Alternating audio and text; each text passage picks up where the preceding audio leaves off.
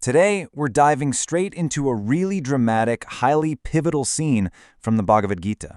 We're going to walk step by step through verses 122 through 131 and explore a mighty warrior's profound psychological breakdown right on the precipice of a massive war. It's an incredibly rich section of text because it maps out not just a physical collapse, but a deep spiritual and emotional crisis. We drop right into the action with verse 1.22. The renowned warrior Arjuna commands his charioteer to position him directly in the crosshairs of the impending battle. He says, "O infallible one, please draw my chariot between the two armies so that I may see those present here." It's a bold request, and it totally sets the stage for everything that follows. Part 1. Between the two armies. So, to really grasp the gravity of this moment, we've got to look closely at the dynamic between the driver and the passenger of this chariot. It's far from ordinary. The text reveals this beautiful contradiction. Although Lord Krishna is the supreme personality of Godhead, the supreme master, he takes transcendental pleasure in accepting the role of a servant. He's literally carrying out the orders of his pure devotee Arjuna.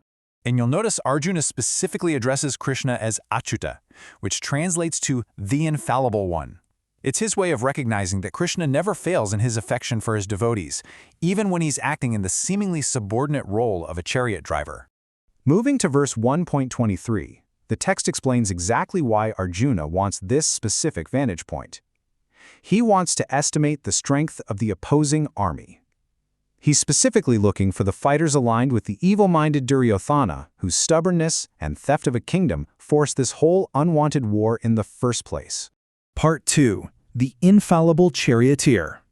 Okay, so as the chariot actually rolls into position between these two massive waiting armies, we see a shift in the psychological states of our two main figures. In verses 124 and 125, the narrator, Sanjaya, tells us that Krishna doesn't just pull the chariot up randomly. He deliberately draws it up right in front of the grandfathers and teachers, specifically Bhishma and Drona. Krishna intentionally places Arjuna face-to-face with the people he respects and loves the most. Now pay attention to the names used here. Sanjaya refers to Arjuna as Kurukṣetra, which means the conqueror of sleep and ignorance. As a pure devotee of Krishna in constant thought, Arjuna has conquered both because he literally can't forget Krishna even for a moment.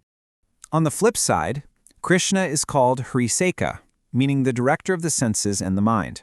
He knows exactly what Arjuna is thinking, and he knows exactly what seeing Bhishma and Drona will do. So with perfect understanding, Krishna playfully calls him Partha, acknowledging him as the son of his aunt Pritha, and says, "Just behold all the Kurus assembled here." Part 3. Surveying the relatives. Following Krishna's direction, Arjuna finally looks out across the vast battlefield, and what he sees changes absolutely everything. According to verse 1.26, he isn't looking at some faceless, anonymous enemy. He sees his entire deeply intertwined community standing there, ready to slaughter each other. It's the absolute nightmare of a civil war. He's staring down fathers, grandfathers, teachers, uncles, brothers, and sons. The text points out he specifically sees beloved figures like Bhurishrava, Dronacharya, Kripacharya, and Duryodhana scattered across the opposing lines. The abstract idea of war suddenly gets intimately, painfully personal. Part 4. Overwhelmed by compassion. Seeing his own blood relatives and revered teachers prepared for imminent death triggers a massive internal crisis for Arjuna. And listen, this isn't cowardice, it's actually triggered by his godly qualities. Verses 1.27 and 1.28 describe him becoming utterly overwhelmed with compassion. Because of his soft-heartedness as a pure devotee, his sympathy extends right across enemy lines. He foresees their imminent death, and he begins to lament. Part 5. The physical breakdown.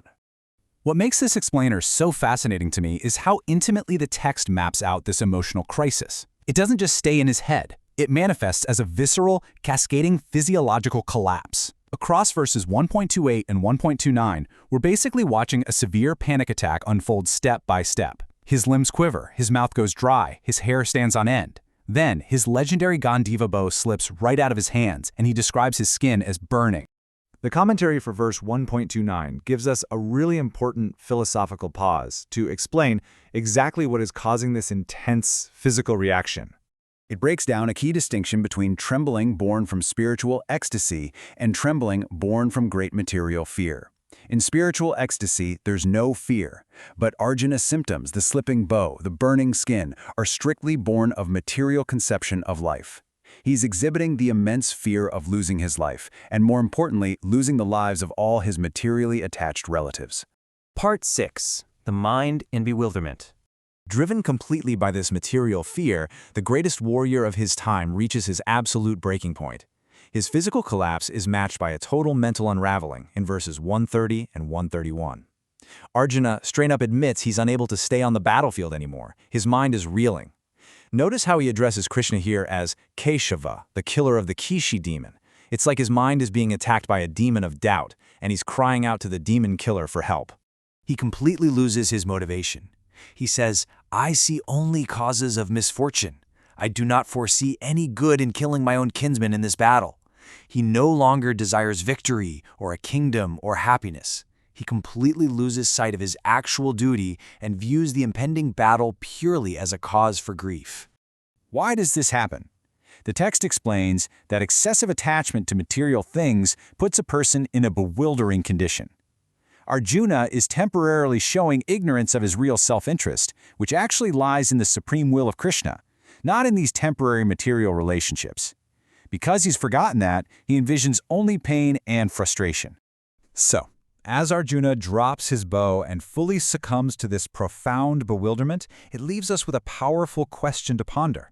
When our own material attachments paralyze us and earthly victories seem to promise only lamentation, how do we find the clarity to see our actual spiritual purpose?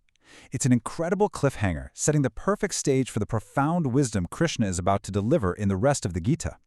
Thanks for joining me on this explainer. I really hope this deep dive brought these ancient verses vividly to life for you.